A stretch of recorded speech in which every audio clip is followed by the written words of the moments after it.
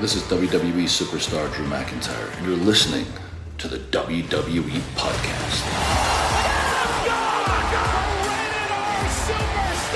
The champ is the one that everybody wants, me. It's going to WrestleMania. Claymore! Austin 316 says I just whipped your ass. This is my iron. You're going to acknowledge me. What's going on, everybody, guys and girls? Welcome back to another edition of the SmackDown Review right here on the WWE Podcast. As always, I'm one of the hosts of the show, Michael Ritter. You can find me on Twitter, Michael5Ritter, and also one of the hosts of the Football Function, available on whichever podcast platform you prefer, including the one that you're listening to this show on right now. Joining me on this episode, per usual, my humble co-host, Juicy JC, Jonathan Carrasco. How you doing, bud?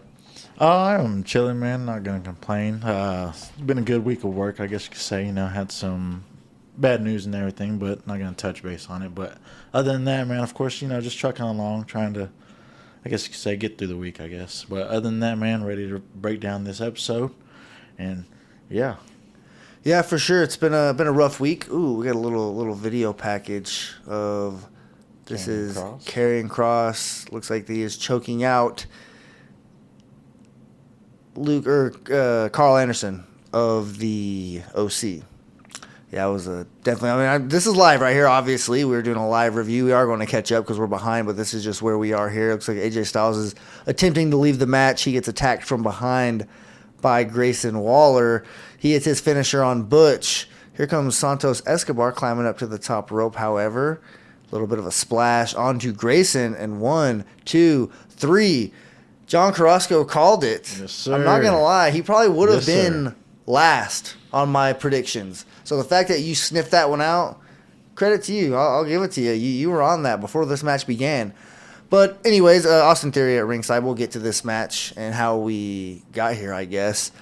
Like I said, we're a little bit into the show already. It is 8:30 Central Standard Time. SmackDown starts 7 o'clock Central Standard Time.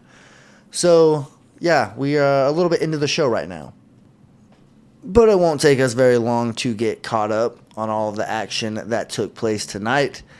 This SmackDown aired on July 14, 2023 from the PNC Arena, which is in North Carolina. Shout out to DJ Kuzmo for the location breakdown. The Discord server's popping right now, bud. I'm taking part in some of the conversations, which is a little quick plug. Join Patreon, get into the Discord server if you haven't already. You get to be a part of all these live conversations as we're watching the show. But nonetheless, this has been an entertaining episode of SmackDown. Grim Reaper's pointed out multiple times that he wasn't a fan of the heavy promos and, I guess, video package just not wrestling in an event or in the arena. That is Madison Square Garden. He thought that the live audience and just us as fans deserved more of a wrestling-heavy show. It was more of a storyline development show, character development. If you want to look at Grayson Waller and his whole little interaction with Edge. But this episode of SmackDown has been pretty different. I will say it's been wrestling-heavy almost. Some good wrestling. Yeah. From what I can see. There's been 4 matches at least that I can name off the top of my head. And, of course, we're going to get to all of those matches here in chronological order.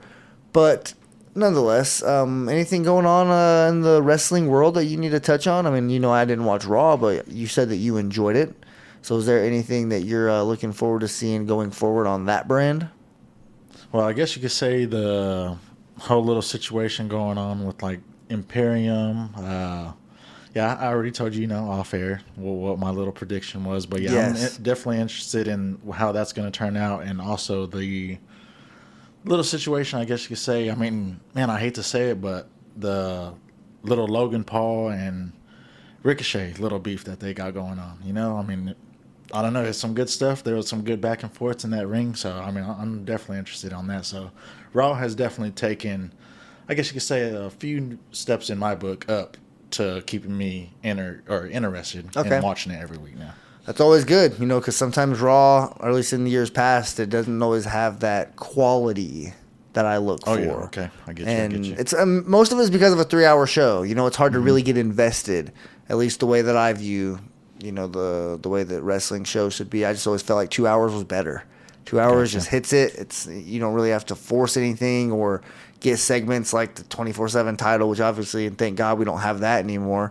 But that's why that type of stuff exists, is to fill. And all the video packages that we get over and over again, you can make it work with a 2-hour show, and we'll leave it at that, obviously. But I was gonna say shout out to R-Truth. Haven't seen him in a while, but I seen his little lineup of his championships and everything, and oh gosh dang, dude has so many 24/7 championships that you had brought that up. So I was just touching base. How many do you know? I don't know how many it was. It was just a picture. It showed every title that he had multiple times, I guess you could say.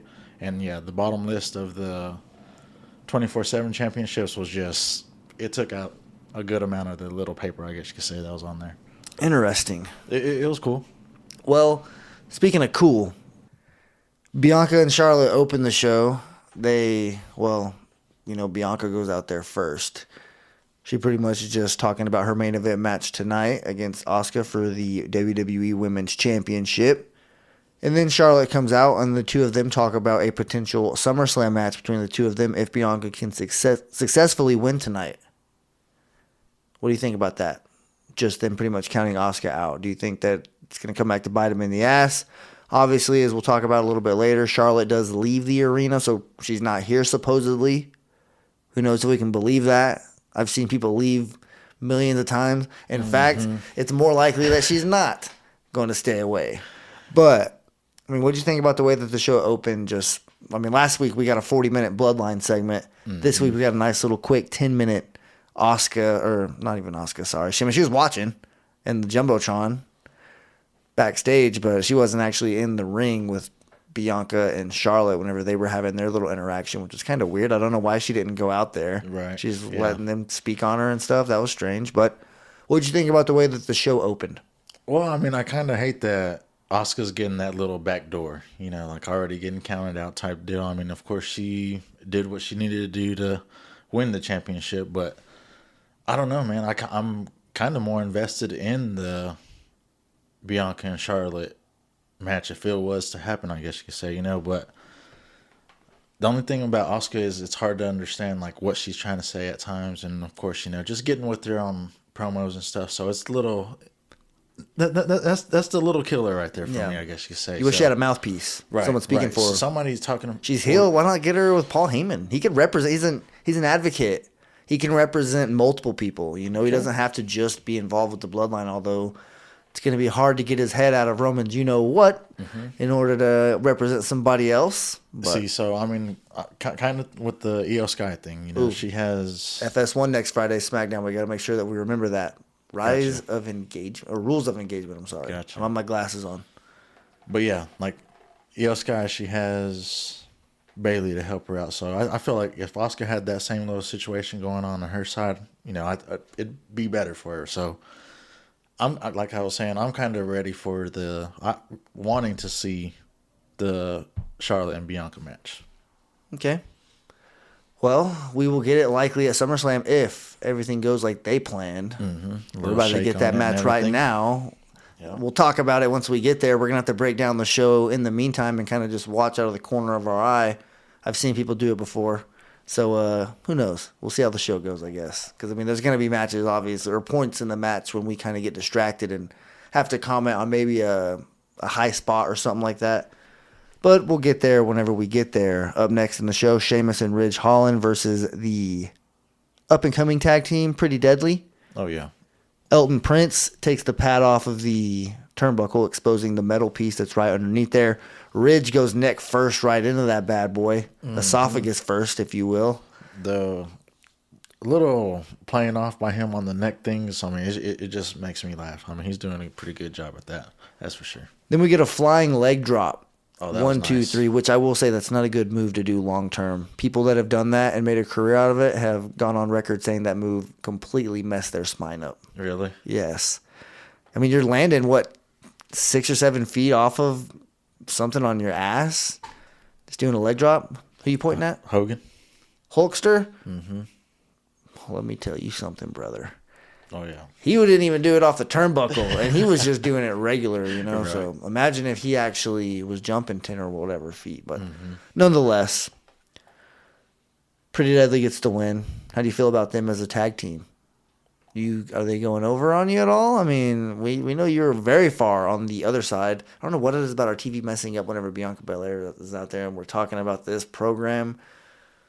I don't know, but we had some problems earlier in the show, and that's ultimately kind of why we started this late into getting this recording done. But we got it fixed. We got it situated. But now, in the first time in, 30 minutes, we get a buffer? Yeah. Little coincidence. Not bad. But Not bad. Either way, back to what we were talking about. Pretty Deadly. You're very much on the opposite side of them whenever they debuted. Didn't seem like they got any further. They continue to win. Is it affecting your opinion on them? I'd still say no. I mean, of course, I said this before. I feel like their chemistry is good as a team and everything like that. But, I mean, it's just hard to get past that little gimmick that they You're got not a fan of for it. me, yeah. So, I mean, other than that, I mean, of course, good in the ring and everything. Ridge still impressed me, you know, how he's doing his stuff. You know, he went pretty hard, flipping everybody Belly-to-belly over and stuff like suplexes that. left and right. Yeah, that was kind of a bad little memory right there. Shout out Big E. Yeah. But other than that, man, I mean, I feel like Pretty Deadly, I guess they're doing their thing to keep them relevant in this little situation they got going on and stuff like that. So, no. You mentioned it. All right, I can take that. I can take that answer. I am starting to notice that they're winning a lot. Yeah. You have your own plan for those tag team championships with Sami Zayn and Kevin Owens, your own fantasy book. I'll let you speak on that on the show whenever you want.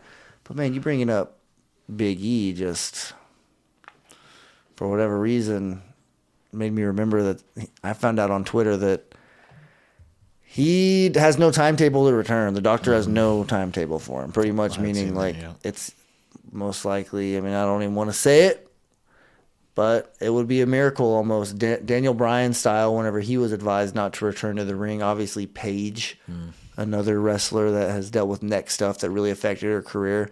Edge, one of the more famous ones.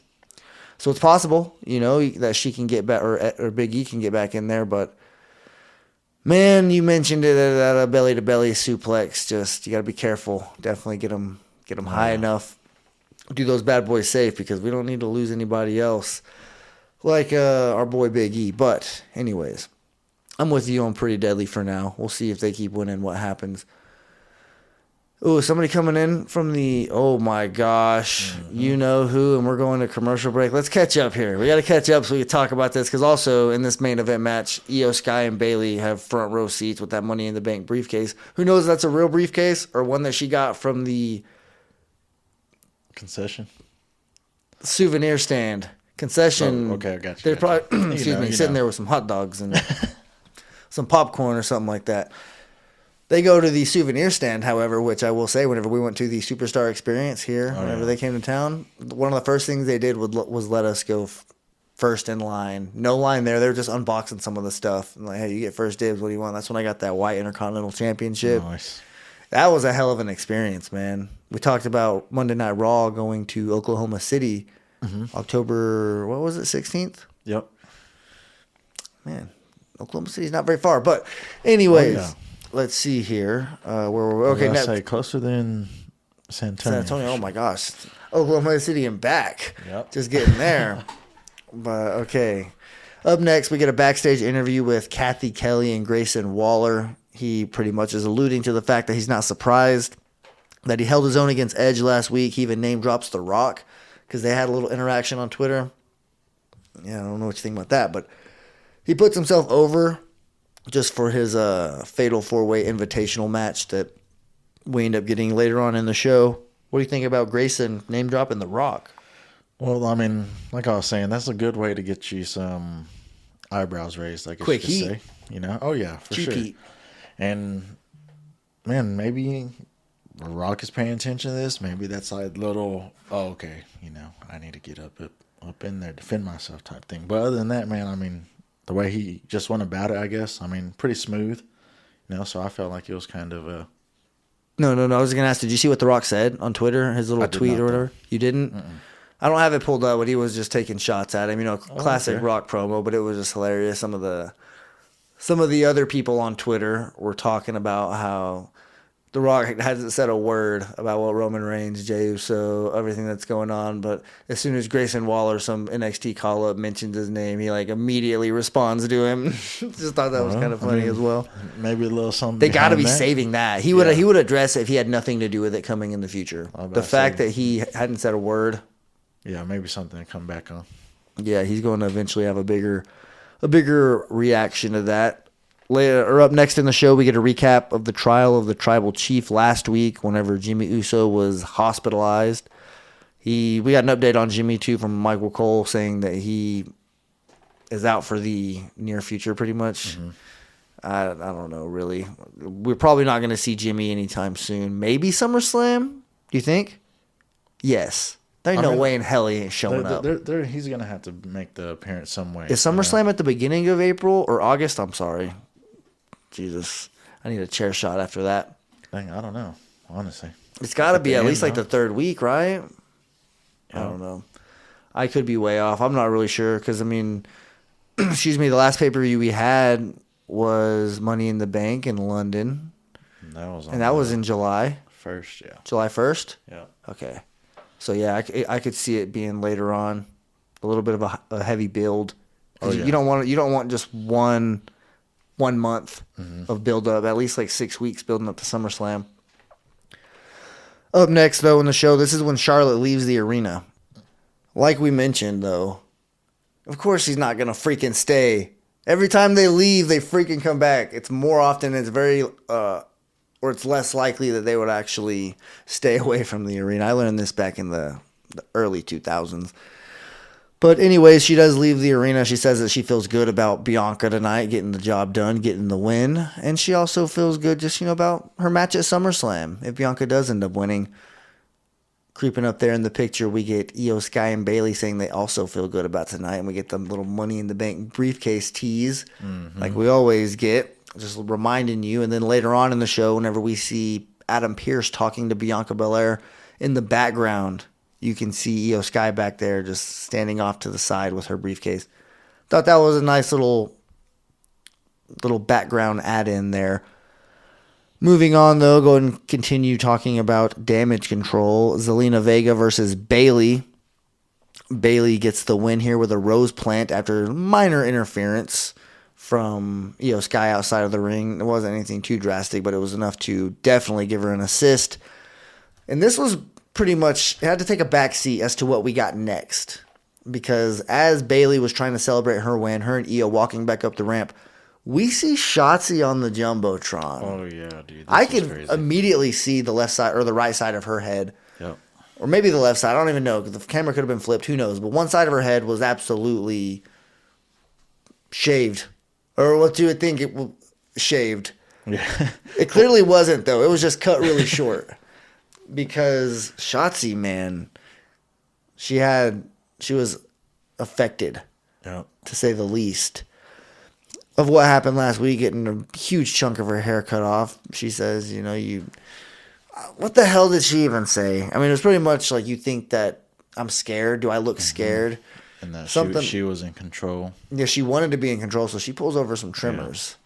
Yeah. And just me, and as I'm sure you know as well, your hair isn't short. Mm-hmm.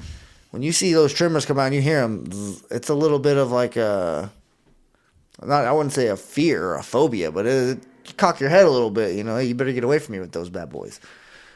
But nonetheless, oh my gosh, good Lord. Is this going to cause a disqualification? Yeah. It is. Okay, we get a DQ here with some interference. We'll talk about it when we get there, the main event. A little bit of a spoiler. But yeah, that's what happened here in the show. We'll get there here in just a little bit. But Shotzi Blackheart takes those trimmers. She shaves her head. And those must have been some good trimmers because, boy, they were taking that hair smooth off. It was damn near scalp-wise. Are we going to get a cash in here? Hold on. We got to pause the show. We're going to see what happens. We'll be right back. It was a little bit of a false alarm like you would expect. No cash in. Asuka was prepared with some mist. Went right in Bayley's face as Bayley was trying to hand the briefcase to the official, which the officials waste valuable seconds. Oh, yeah. There was like 4. Like, do you need to confirm it 4 times? Is it like one of those? I'm trying to think. One of those. Like, I don't know, if you're buying something on your phone and you're talking to like a voice operator or like a machine, it seems like you have to confirm it like 5 or 6 times. Like, are you sure you want to approve this purchase? I'm going to repeat the total. Are you sure you want to approve this purchase with this card or whatever it is? It seems like you have to say yes. You know, if you're using the voice control or whatever, you have to say yes 4 or 5 times. And that must be the same protocol that they use for cashing in the Money in the Bank briefcase, because well, it seems like it would be like a really quick thing. Like it's almost in a hurry. You need it to be quick. They take 12 years to do that thing. Oh, yeah. Definitely got to speed it up. If I was, the Money in the Bank holder, I wouldn't do it in a situation like that. I would have to do it where I could account for the ref being an absolute jag-off and taking 12 years.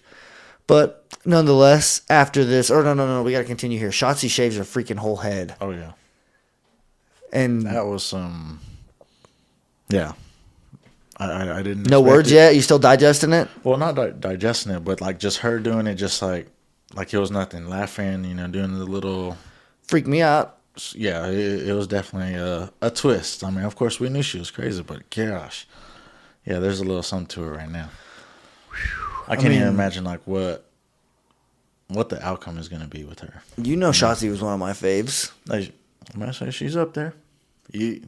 Whenever she came in, little TCB that she be riding on, I'm with it. Big fan. I remember whenever I went to Houston, I saw the first WWE event in front of fans post-COVID. It was a SmackDown. I was there in person. My nose was completely stuffed. Long-time listeners, I'm sure remember I recorded with Matt in my hotel room. It was awful, just my experience. It wasn't nearly as bad, like the audio version of it. Like whenever you hear it, like I could barely even tell. But the actual experience, man, I couldn't breathe. The SmackDown itself was pretty fun. I remember Shotzi being there. Pat McAfee was there. They had the McAfee Minute when he pretty much just addresses the crowd. There was a celebrity there in my section by the name of Ava Adams. I'm not sure if anybody's familiar. Definitely don't go out of your way to look her up if you're not familiar with her, but hey, when you see a celebrity at an event, you got to point it out, and she just so happened to be the one that was there. But nonetheless, great SmackDown. I'm not even sure what took me down that rabbit hole. Oh yeah, Shotzi, because I saw her there, and that was kind of what reminded me is that I'm interested. She's not going away. She didn't get injured. She's gonna have a new look, and I think it's gonna be different, obviously, but I'm excited to see what comes of this. She needed to be taken more serious. She needed a little bit of a shift, at least, in her character. And, I mean, she got one. Oh, yeah. I'm swerved. Definitely feels like the Becky Lynch little situation that she had went through with her hair and everything like that. Yeah, it's that situation on steroids. Yeah, but, I mean, yeah, full-blown, I guess you could say, But other than that, man, I mean, the way that she, talked through that little promo and everything like that, it was just spot on for me. So yeah, definitely give her some kudos for just doing that so calmly, I guess you could say, because gosh, I would have at least stopped one time, and then maybe went through with it. But other than that, man, yeah, it looked like the lawnmower 4.0 on that bad boy. Just absolutely demolishing it. But anyways, continuing on here, John's boy Jey Uso cuts a scathing promo on Roman Reigns. This was well done. Oh, yeah. I came out and I told you, or as Jey Uso was coming, I was like, well, this isn't going to be very long. He's not much of a long promo guy. Mm-hmm. He told me to shut the hell up. It really wasn't that long, but dude, it was just crisp. Beautiful promo. Let me see. It didn't really last. I don't know. The segment itself lasted a long time. Jey Uso talked a lot longer than what I said, or than what I expected him to, but it still wasn't very long before Heyman and Solo came out and pretty much tried to steal the show on him. And they just immediately start blaming him for what happened to Jimmy. They say that it's obviously all of his fault. It's on him. No one in his family is going to forgive him. Paul Heyman even picks up a little bit of a Samoan accent for a second. Was that Samoan or something like addressing him or calling him something? Using his real name. I heard Fatu. Yeah, was his last name. Gosh, dang, he got the whole little gig going on over there, But Solo takes the mic from Heyman again. Second week in a row that he does this. I think last week he just threw it out of the ring, right? Or was that 2 weeks ago? I can't remember when he did that. Last week. But this time he takes it from him and he actually speaks into it a little bit. Now, this is really just one sentence, two sentence. They don't give Solo much mic time at all. It's like months in between his promos. But let's see here. Solo pretty much just says that he provides confirmation that it is Jay's fault. And he says that he's never going to forgive him. Yeah. Not sure how true that is, but if it is true, holy, you know what. Because I will say, whenever Jey Uso was cutting his promo, he was talking about how it's one thing to be brothers, but it's a whole different thing to be a twin. Mm-hmm. And he even said, all twins know. You know, whenever he's happy, I'm happy. When he's sad, I'm sad. When he's hurt, I'm hurt. So it was pretty much making the brotherhood that Solo and Jay have take a backseat. Oh, okay. I got you. I see it. Yeah, to what he already has with, his twin brother, mm-hmm. which is obvious, I mean, they're freaking twins, for Christ's sake. Oh, yeah. And I don't know. I feel like Solo just went out there, no strictly business. Like, I'm never going to forgive you for what you did. And, yeah, you're going to have to pay for it at some point. He's going to try to put Jay on the shelf. But if you've watched early 90s action movie Best of the Best, specifically Best of the Best 2, and I know you probably haven't, but there might be a listener out there that has watched this. It's martial arts related. And Tommy, the main character, he gets his family kidnapped. Some hardcore what happens, right. And death is involved, and he pretty much gets himself kidnapped, and he has to fight Brockus. Big, I'm talking, Ivan Drago and Rocky IV. Yep. If you turn around, his figure's right there. Yep. This is pretty much the same type of dude, just absolute monster of a human. And, he has to go through him as like a gladiator for him. He has to beat several dudes, several different type of fighters before he actually gets to Brockus. And then he has to fight him one-on-one in order to, free his family and all of the people that are there. Okay. This is a little bit similar with Jey Uso here. His brother's put on the shelf. Obviously, you saw what happened with Sami Zayn, which they're going to probably, if this takes place at a premium live event, when Sami Zayn can be there and probably have to defend his tag team championships that same night, you could expect some type of backstage interaction where he gives him a little bit of like, hey, like you finally get to go one-on-one with this guy. Like, yeah. I didn't do the job in Montreal whenever I had the opportunity to do it. You got to do it this week. You got to finish the job. I don't want to steal Cody Rhodes' shtick, but you got to finish the story here. Right. And, do your job to actually take this undisputed championship from Roman Reigns. But I just made that connection to that movie because that's what this is. Obviously, it's built like a movie with the long-term storytelling. And Jey Uso has no one with him. He is by himself in this situation here. I called for Rikishi to come out and help him out a little bit. Let's get someone to come out and help the guy, especially if he's going to be dealing with Solo. But Solo and Rikishi got some history because that's his freaking dad. Right. So it's a sticky situation when you're talking about family here, but I know that's a lot for you to digest with the whole Jey Uso promo, everything I said, but I'll kind of toss it to you and just let you speak on this whole thing. Well, from the beginning, like you were saying, like I didn't expect too much of the talking, but the way that he had the crowd like interacting with the what's and stuff, I mean, I felt like, dang, somebody was there actually to help him out. And of course, fans there, give him, I guess you could say, the confidence to keep on going and everything. But other than that, man, yeah, the whole, stare down between like Solo and him, man, it's getting intense, definitely crazy. The Paul Heyman taking a nice little bump, that was pretty interesting right there. Can't really say too much. I mean, of course, you broke taking it down. The super kick. Yeah, it was pretty good, Like Caleb had said, he had like double fisted it or double handed it under the chin, so it was pretty cool. But other than that, man, the story here that we got going, of course, man, I don't even know how they're breaking it down, but the way that they are, it's just leaving us like wanting to see more, I guess you could say.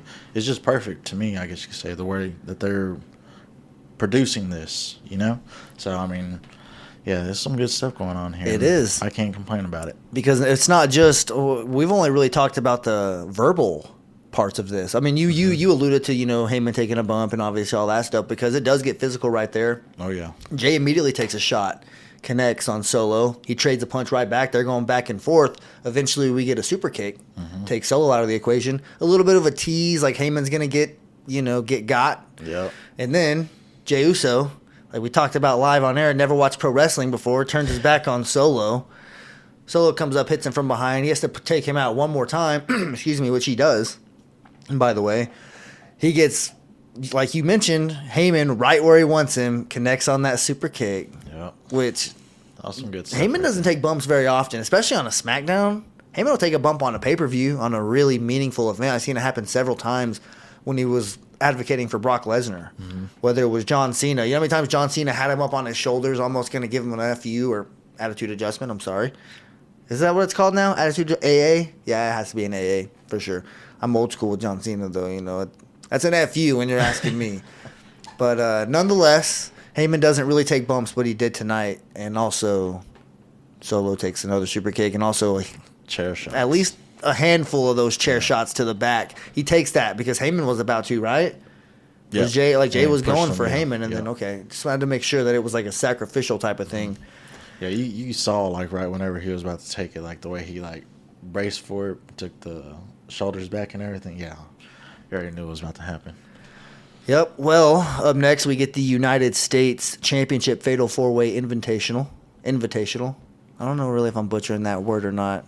Is it invitational? It is. Invitational. Okay. I don't know, I'm trying to throw an N in there for some reason. But anyways, Invitational, and the winner of this Fatal 4-Way, very crucial. They face the winner of next week's Fatal 4-Way. The winner of that match, number one contender for Austin Theory's United States Championship, which is just begging to get off of his ass. Yeah, it's about that. Terrible title reign. Compare it to Gunther on the other side with the mid-card. Like, for having him, like, on the commentary, at the table, you expect a little bit more, on the guy type stuff, It feels like he just kind of takes, like, the chill pill, and just... I don't even know. It doesn't even seem like he interacts too much, I guess you could say. So it's kind of hard for me. It's getting a little stale, I guess you could say. And yeah, I'm with that. I'm ready for a change in that title picture, and we're gonna probably get one. But we're at the very least we're getting some movement. We're getting some action here. 2 weeks worth of build up to find out who this number one contender is. It's not just somebody getting attacked from behind, a championship getting interrupted while he's cutting a promo, and then bam, he's got a championship match that night. They are making the number one contender actually go through some other wrestlers to earn it, and bracket style. I'll take that even just if it's a one night thing. So if you're making it go multiple weeks, and I think, hey, bravo, job well done. Oh yeah. But I already mentioned, the winner of this match faces the winner of next week. The four that are in this match, AJ Styles, Grayson Waller, Santos Escobar, and Butch. I picked Grayson before the match started. You picked Santos Escobar. We talked about this earlier in the show while the match was going on live. You got the win here. I don't know what you saw. What is? I'll give you the floor. You called that match successfully. I mean, I really can't say what it was. I mean, I just feel like the way that he's been just kind of going about, I guess you could say winning, kind of keep that little prestige, I guess you could say. I feel like it was just like a well-deserved win right here, I guess you could say, out of the four, I guess you could say, the other three gentlemen that was in this. But, man, I don't know. I mean, it was just like a little hunch, I guess you could say. And, I've been riding with them for a little bit, and yeah, I feel like somebody from out of the LWO just needs to keep that relevant, I guess. Yeah, Zelina took an L tonight, so they had to give him some positive energy. Yeah. Dude, Grayson Waller's finisher, I'm not a fan of it. Jumping through the bottom rope and then hitting like the stunner, that's what it is. Okay. He jumps through the bottom rope from the outside of the ring and hits a stunner. Excuse me. And I will say, that right there costed him the match, did it not? Oh, it did. Did it not cause Santos Escobar to have time to get up to the top rope and hit that splash? It was that won him the match. Transition, I guess you could say. He needs to find a new finisher because it absolutely screwed him in this match. And I mean, if you have to literally leave the ring, jump in the ring to hit your finisher, dude, you're doing too much. Mm-hmm. Like, I hope that you and The Rock have an interaction just so you can, get scorched on the microphone because he's good. Edge is a really thought out promo, so he got a little taste last week. Edge didn't actually dissect him. If they were in a program, him and Edge, it wasn't just a Grayson Waller effect followed by a match later on that night. If it was actually them having like a multiple week build up and we get some promos from Edge, it would have been much, much different. But I don't even think Edge is necessarily on The Rock's level when it comes to attacking someone. Edge will make it like really philosophical. He'll get real deep on you and explain to you why he's going to do what he's going to do to you, and it's going to be real serious. His eye contact is everything. Yeah. Edge is just a little bit different of a promo, whereas The Rock will make you want to not show up the next week to work. He'll just pretty much embarrass you. He'll just absolutely just demolish you on the microphone, similar to what LA Knight does, and that's why he gets that type of comparison. That's why they say he's a quote-unquote knockoff The Rock, because he kind of just he has that same I'm better than you, and I'm going to tell you why right here, and it's really direct, it's quick, it's to the point. I'm a fan of it. I like The Rock as a wrestler. You know, like The Rock's always been one of the most like charismatic, fun dudes to watch give a promo. It's just the Dwayne Johnson outside of the wrestling ring that I'm not necessarily, jumping out of my seat for. Yeah. But I would extremely love, if that even makes sense, and not really sound like it makes sense, but I would love to see The Rock come back to have a little bit of a feud with Grayson Waller. But we talked about it. If he did that and not address Roman Reigns and the Bloodline, dude, we'd have fans losing their minds. They would be furious because they wanted to see him at WrestleMania. Whenever he beat Cody, they wanted to hear that music. They didn't get it. The Rock doesn't seem like he wants to show up anytime soon. I mean, he showed up to the XFL week 1, but he's not going to show up to, WrestleMania in SoFi Stadium in LA. Like, come on, dude. It's obvious that The Rock isn't really feeling it right now. I don't know, man. I mean, the way that he kind of just like did the delivery, I mean, of course, he got the reaction, I guess you could say, from the Twitter situation, So for it to be like being processed throughout the show and everything, like we were saying, maybe there's something that you could just like slide in your back pocket and keep it for, a long-term day, I guess you could say. So, I mean, I think that it'll be good, of course, like you were saying, if The Rock was to join this instead of the Bloodline situation, that'd be a whole chaotic event right there. But I mean, for it to be actually being in transaction, I guess you could say, I mean, that's good work right there, I think. No, I agree 100%.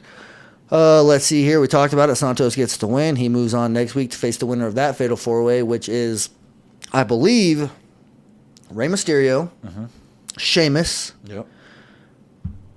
NXT call-up Cameron Grimes. Yep. And whose LA game Knight. is it?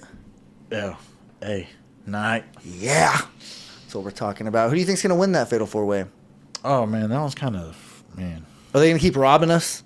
That's what I was going to say, man, because I've been going with LA Knight. And he hasn't been winning the big matches. And they went the slow burn with LA Knight with Triple H with what he was saying. Though. I mean, you see the signs that I'm everybody for was it, holding, but kind of matching like the shirt that he was wearing, the yellow shirt and everything. So I think even though he's losing, it's not hurting him in any way. Yeah, I'm with you on that. I completely agree. I do just think that, I guess I understand why they're keeping him out of the, because the Money in the Bank, that's a main event type of, it's not, I mean, it's like a token, it's like a little thing to have in your bag. That's main event worthy. And I understand the slow burn on that. But the U.S. title, that's something that I feel like if you give me the slow burn on the U.S. title too, like, come on, man, give the people what they want. They want to see the guy win a little bit. Yeah. It would make the title mean more. People would be excited about the U.S. title for the first time in a long time, and for us here on SmackDown, like, give us that. That would make him over here full time. Isn't he already on the SmackDown roster? I'm pretty sure. I mean, he wouldn't be showing up. Yeah. So, I mean, he has to be for sure. So, yeah, dude. I think LA Knight's going to be going one-on-one with Santos Escobar. Winner gets Austin Theory probably at SummerSlam. See, man, I'd be totally okay with that. So, yeah, I'm definitely going to just keep riding with them. But, I mean, gosh dang, yeah. I mean, it's just making my score over here look kind of bad. Hey, it is. It is what it is. No worries. I will say, though, one other quick thing that happened in the show that kind of threw me off a little bit. The Street Profits leaving a limousine with Bobby Lashley. Oh, yeah. A little bit of a build-up, too, as to who was in that limousine. We kind of see the Street Profits. They take a little bit. They're like, is this him? Yeah, right on time. He's here. We're like, who the hell is this guy? It's Bobby Lashley. And I don't know if this is like Hurt Business related, if Bobby Lashley's starting a new faction and these are his first recruits or whatever the situation is. This is the first time that I've seen this, at least even a seed be planted. Well, I mean, the way that he kind of got out of the limousine and everything, you know, opened the door for him, welcomed him in, it seems like he has a little proposition to get going, I guess you could say. So, I mean, those three, I mean, I think it's kind of it's a hard mix for me, I guess you could say, because you got two big guys in a way, you know, Bobby Lashley, of course, and Angelo Dawkins, and then you got the, what would you say, high flyer and Montez. Yeah, so I mean, that's it's all right, but then again, I think just the mesh between Bobby Lashley and Angelo Dawkins is kind of the stopping factor for me. Yeah. See, it is a bit of an odd pairing. I need to see what they do with it. Yeah. You know, what's their approach? Because like I said, I don't even know if this is like the Hurt Business, if he's starting up something new, because it could make a lot of sense if it's just some type of, I mean, we saw the Alpha Academy look somewhat entertaining for several weeks, you know, and that was pretty much just like Chad Gable putting Otis through, you know, all that training, whatever. And so I feel like at the very least we can get a little bit of entertainment. Hopefully it leads to something. I just think the Street Profits were in desperate need of like a fresh coat of paint. Like people are calling for them to split up. And if they're not ready for them to split up, then they have to do something different with them coming out with solo cups, just challenging whether it's the Usos, the New Day, the Viking Raiders, just rotate the three. It gets somewhat stale. And this is a little bit different. You know, this gives them the opportunity to take that faction approach. It could almost be a little bit of like the Judgment Day if you add Bianca Belair to this group, which she would fit like a glove. And then that's interesting. We're getting into Survivor Series season where it's going to be team on team. Raw versus SmackDown, possibly. I don't know if they're going to go that route. I wouldn't necessarily be a fan of it. I think they kind of beat that into the ground. We need to take a little bit of a break from the brand versus brand. Let's keep it. We could have a 5-on-5 elimination tournament on Raw and a 5-on-5 elimination tournament on SmackDown. That's what they used to do back in the day. There were two on the card. Of course, now we're going to have to do a women one, which is cool. I'm totally fine with that. We can do 3 5-on-5 elimination style matches. Survivor Series, it's traditional. We got to get back to our roots here. I'm a big fan of War Games too, but we don't need to see it every single year. Make it feel special. Make it its own thing. Like, don't just completely attach it to Survivor Series where that's what we get every single year because it's what the calendar calls for. That was the problem with the Hell in a Cell pay-per-view, and that's why they got rid of that, you know? So we don't need to see them do that again with something else. Just give us Survivor Series for what it is. That's more appropriate. You can find teams. Just to call back to it, 2003, it was the Raw Survivor Series elimination match. Eric Bischoff was the general manager. He was going up against the co-GM, Stone Cold Steve Austin. Dang, okay. Yes, dude, oh my gosh, seriously, go back and watch this. I promise you, if you were to watch this tonight, at least the main event, that elimination match, it took place in Dallas. Stone Cold is from Dallas. Just seriously, you will be a new man if you watch it going to work tomorrow. Trust me on that. But anyways, okay. Eric Bischoff tells his heel team, if we beat this team, Stone Cold Steve Austin, because I'm pretty sure that Stone Cold Steve Austin had to put his career on the line, or he would leave WWE. Dang. And Eric Bischoff told his heel team, if we beat Stone Cold Steve Austin's team, all 5 of you will get to be general manager of Monday Night Raw for a week, meaning that for 5 straight weeks, Eric Bischoff was going to go on a vacation, and each member of Raw or that heel team got to be general manager, acting general manager for that night. And obviously, if you're a general manager, you can give yourself a championship match, So it was very advantageous to have that. And I will say, Shawn Michaels, this is when I was straight up okay, because I was a WCW guy, so I didn't get the '90s version of Shawn. He came back in 2002. This is just whenever I was really holy, you know what? This dude's a Hall of Famer. This dude's one of the greatest wrestlers of all time. That's why I want you to really go check this out, just because it had a hardcore impact on me as a kid. And we get in that same card, I'm pretty sure Goldberg has a match, if I'm not mistaken. Brock Lesnar has a match. They're both those two are the respective champions for Raw and SmackDown, Goldberg and Brock Lesnar that night. We also get Undertaker versus Vince McMahon in a Buried Alive match. The last match is Undertaker as the American Badass. Okay. Yes. So I will say This pay-per-view, it's worthy of your time, and I would highly advise you to watch it. But either way, we're way off topic here. That was on me. We get, we do that sometimes. We go on some tangents. It is what it is. But all we got is one more thing to talk about. It's the main event. And like we talked about it a little bit earlier in the show when it was going on live, Bianca versus Asuka. It was going on for a little bit. We get the front row visitors in Io Sky and Bayley, Money in the Bank holder. And sure enough, Charlotte comes up as well. She has the ticket. So you knew right then, all right, this isn't going to get a good finish, whatever. We get was it Charlotte that speared Bianca? Mm-hmm. Damn it, of course. Yeah. And they had that little piece. So this is going to be sloppy. We're getting the triple threat at SummerSlam. Yep. And we're going to get an appearance by Io Sky, just kind of teasing that Money in the Bank. But the Money in the Bank, speaking of it, that's pretty much what was the final little piece of this whole episode of SmackDown, because we get a little tease that she was going to try to cash it in. Instead, Asuka hits Bayley with the mist, runs away with her championship. She lives to see another day as champion. But what are your thoughts on this main event and having a no finish? Well, I mean, of course, something was going to happen. Either if it was Charlotte, Io Sky, somebody I thought was going to be interfering in this. And I think it did its justice, I guess you could say, because now we can look forward to, like you were saying, maybe a triple threat coming down the road and everything. But just the way that, like how we were talking about the amount of time that it took for the Money in the Bank to be transferred to the ref and everything, dude, we had like 4 minutes left, so I definitely thought something was about to be happening. It takes 12 years, dude. And that's what I was saying. I was just like, gosh dang. So SmackDown cuts off 2 minutes early, 58. I was just like, gosh, yeah, something could have definitely happened in that little time given, and I thought it would have been worthy right there. Yeah. I mean, the Discord was really popping tonight, I will say, for this whole episode of SmackDown. Obviously, shout out to DJ Kuzmo, Detroit Kyle, Howard Poole, Grim Reaper, guys that were kind of just, conversing throughout the night, excuse me, and, really keeping it entertaining throughout the show. They provide their little feedback as well as their insight and opinions on what's going on. So it makes it like a little mini pay-per-view, because that's really what the Discord was created for, was for the being able to live chat during the pay-per-views. Mm-hmm.